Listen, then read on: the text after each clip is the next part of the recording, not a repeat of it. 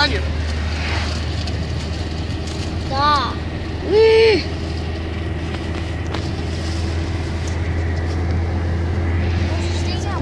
Dobra. Kaži čao YouTube. Ne. Ćao. Ne da sada vozi. Pusti voze.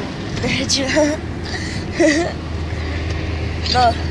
Stefan je upravo slikao voz koji je pobegao još pre sat vremena. Šalim se.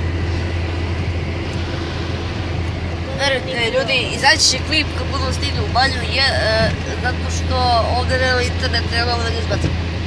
Volim. A još jedan klip će izaći u Vrnjačkoj banji i... to je to. To je put za Vrnjačku banju.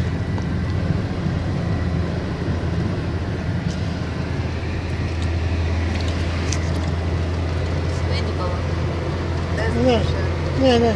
Moram ovako da što pokazam puno što sam upalio selfie. Ok. Stefan ima bolji telefon od mene. Trenutak. Ok, evo. Čekaj, ovako nešto, čekaj. Dobro ljudi, ne mogu da snimim lepše zato što mrak je onda u kolima. Ali dobro.